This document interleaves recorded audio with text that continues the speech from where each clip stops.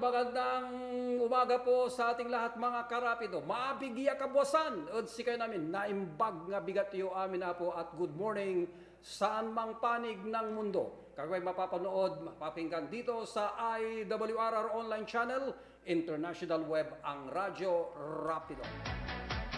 Siyempre, nandito na naman po tayo sa oras na ito para sa ating mga kasama sa BIR o Bureau of Internal Revenue RDO for Central Pangasinan para ituro at sagutin ang ating mga katanungan patungkol po sa tax incentives at exemption ng Republic Act number 11321 o ang Sagip Saka Act. So anyway, bago po tayo mag-umpisa, pabatiin muna natin ang ating kasama dito na si Sir Fred.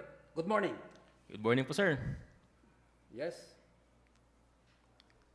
Okay, so ito po ang ating kasama ngayon. Kung mayroon po kayong mga gustong itanong, naka-live po tayo, saan mang panig ng mundo, napapanood po tayo. Ito ang ating first question dahil ituturo po sa atin para sagutin ang mga katanungan patungkol po sa inyong mga tax incentives and exemption. Ito po yung Sagip Saka Act. Yung mga farmers natin, yung mga fishermen natin. O ito, ano po ba itong mga tax incentives, sir, at exemption na tinutukoy natin patungkol po dito sa Sagip Saka Act? Dalawa po yan. Una, maaaring ma-exempt sa pagbabayad ng income tax ang mga accredited farmers and fisher folk enterprises. Kasama dito ang groups, organizations, at cooperatives. Basta una, sila ay nakarehistro bilang barangay microbusiness enterprise at may issued na certificate of authority galing sa Negosyo Center ng Department of Trade and Industry, kung saan matatagpuan ang naturang enterprise. Pangalawa, sila dapat ay napapabilang sa intended beneficiaries sa Section 5 ng IRR ng RA number 11321 at ang panghuling requirement naman ay dapat hindi lalagpas sa 3M ang total assets, hindi kasamang lupa ng mga naturang enterprise. Ang pangalawang incentive naman ay para sa mga magdodonate ng real at personal properties sa accredited farmer fisher folk enterprise natin. Lahat ng donation sa mga ito ay exempted sa donor's tax, provided na ang donee ay certified ng Department of Agriculture bilang accredited farmer or fisher folk enterprise. Kalawa, isa ang donee sa mga proponent groups or beneficiaries ng Farmers and Fisher Folk Enterprise Development Program. Ang ikatlo naman po ay ang donation ay para sa pagpapatupad ng programa ng naturang agriculture enterprise para sa sustainable modern agriculture at food security. Sa madaling salita, dapat ang donated enterprise ay gagamitin lamang sa farming and fishing activities. At ang huli po, ang application at processing ng exemption sa donor's tax ay ipapasa sa Law and Legislative Division, Room 709, 7th floor, Bureau of Internal Revenue, National Office, Diliman, Quezon City. Okay, so yan po, yung mga tax incentives at exception. So, yung process po para sa maging exempt sa donor's tax, Sir Fred? Ang mga sumusunod na requirements para ma-avail ang tax exemptions are: una, original or certified true copy of certification ng Department of Agriculture na ang donee ay accredited farmer and fisher folk enterprise. Pangalawa, original or certified true copy ng certification galing sa Department of Agriculture Regional Sagip Saka Program Management Committee na ang donee ay isa sa proponent groups or beneficiaries of the Farmers and Fisher Folk Enterprise Development Program. Katlo, ang identification tax number ng donor and donee. Pang-apat po naman ay original or certified true copy ng duly notarized deed of donation.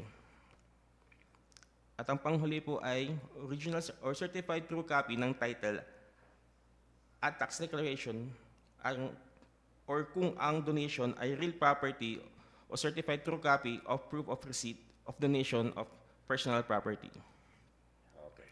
So, haba, Maraming exemption din. Pero, kailangan pa ba nilang magparehistro sa BIR, sir? kahit maliit lang ang kanilang negosyo? Opo, kailangan pa rin po ng registration sa BIR para maging legal at maka-avail ng tax incentive and exemptions. Lalo na kung gusto po ninyong maging supplier ng LGU o ahensya ng gobyerno, makatanggap ng loans o donation, mag-avail ng tax exemption. Okay. So, kung exempted na ang accredited farmers o fisher po, kailan ba nilang mag-file din ng kanilang tax return, sir? Opo, kahit na exempted na po sila, kailangan pa rin po nila mag-file ng income tax return dahil ipinapakita nito na mayroon kayong kita or income pero exempt at kayo ay sumusunod sa batas ng tamang documentation. Tandaan po, kahit exempted, kailangan pa rin po mag-file dahil kung hindi po kayo mag-file, may kaakibat po itong penalty. Ayun. So, wag mong sabihin, exempt ako naman eh. Di na ako magpa-file ng income tax return. Di ba, Sir Fred? Opo, kailangan po din po mag-file na kahit zero pa yan, kahit exempt pa yan. Ano mangyayari? May penalty. Malaki. Regarding naman po sa penalty, ang mga officer of the day po natin ang mag-evaluate po dyan sa office. Kaya kayo mga farmers mga fisher folks, baka purkit exempt ka na, hindi ka na mag-file ng income tax return mo, mapipinalty ka, magbabayad ka uli. Okay. So, sa iba nating pag-uusapan, ngayon naman, isusunod natin, ibabahagi atong ease of paying taxes law. Itong AOPT ng Republic Act 11976. Sir, ano po ang ibig sabihin sa simpleng salita po? Itong EOP, ito o Ease of Paying Taxes Law. Ayun po. So, ang Ease of Paying Taxes o EOPT Law o Republic Act number 11976 ay ipinatupad upang gawing mas simple, accessible at transparent ang pagbabayad ng buwis. Ang batas na ito ay ginawa para sa mas mapadali pa ang pagbabayad ng buwis dahil ang gusto ng ating gobyerno ay mabawasan ang kakomplikadong proseso at mas gawing convenient para sa mga taxpayer ang pagkipag-transact kay BIR. Ayun. So, siguro through online. Sir, Fred, ano? Opo. Pwede na po online. So, ano-ano pong mga pangunahing pagbabago o benepisyo ng batas na ito? Marami pong pagbabago. Pero ito po yung mga significant provisions ng batas na ito.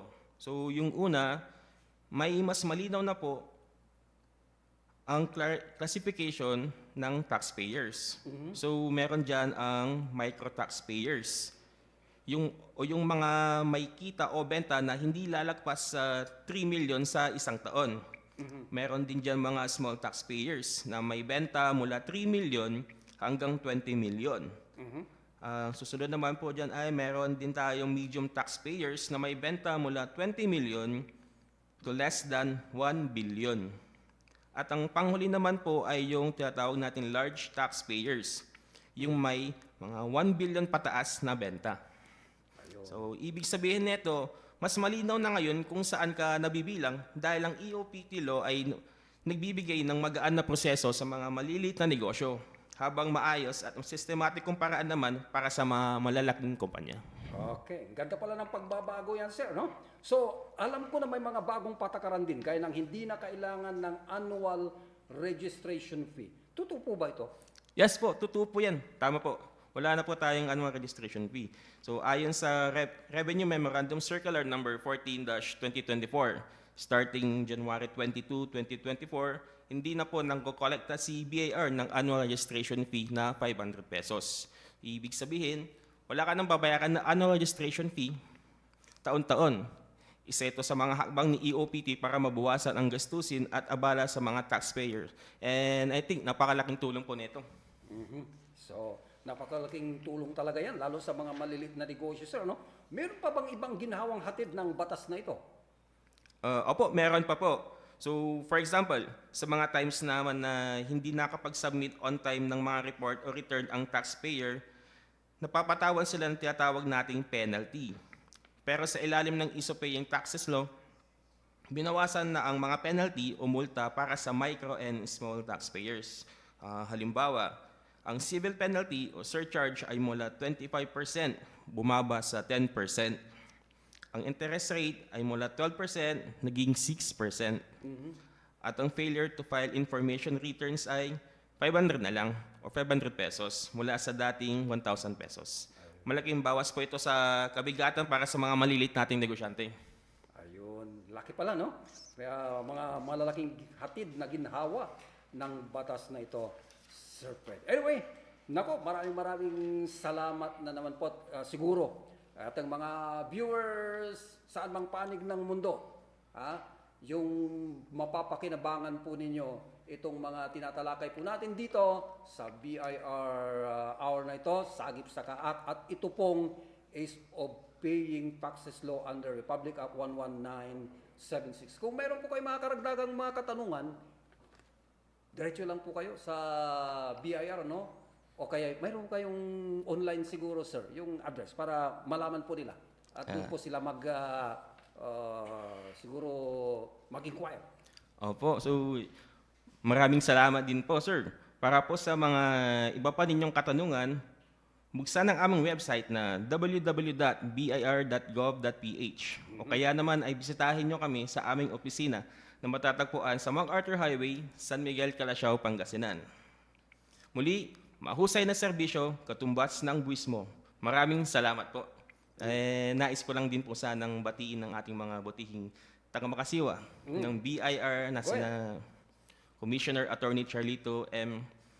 R. Mendoza, and sa aming Regional Director, Attorney Marlon M. Mendoza, sa aming Assistant Regional Director na si Ma'am Aurora V. Flor, and sa aming Revenue District Officer, Ma'am Eden R. Serafica, sa aming Assistant Revenue District Officer, si Ma'am Susana C. Cabanayan, at ang aming Chief of Collection Section po, na si Ma'am Elma Gutierrez.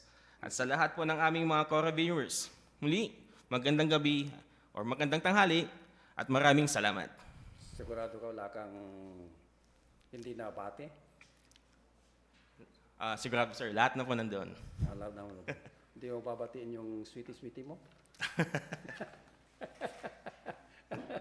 Nandito ka. Dapat kung sino yung mga kanyan, batiin mo sila lahat. Hindi na. Okay. Hindi na daw babatiin. Kaya, thank you very much. Maraming salamat ulit sa inyo po. Sana nakatulong. Sabi nga nila, ang kanilang website, www.bir.com.ph. I-open po ninyo. At nang sa ganon, yung mga katanungan po ninyo ay masasagot po lahat yan. Marami pong nagtatanong sa akin. Dahil dito sa mga BIR, sabi ko, every Friday lang sila. Kung gusto po nyo, pasyal kayo dito at personal nyo silang matanong o kaya dito na lang sa online nila, sasagutin po nila lahat ng inyo pong mga katanungan. Thank you very much, Sir Fred. Maraming salamat. Siyempre, Rapido Edmond, nag-iwan na naman ng isang magandang umaga po sa ating lahat saan mang panig ng mundo. Kayo po ay babati mula dito sa IWR na imbag na bigat yung amin na po, mga bigat kabosan. Magandang umaga po sa inyo, Rapido Edmond. Good morning po.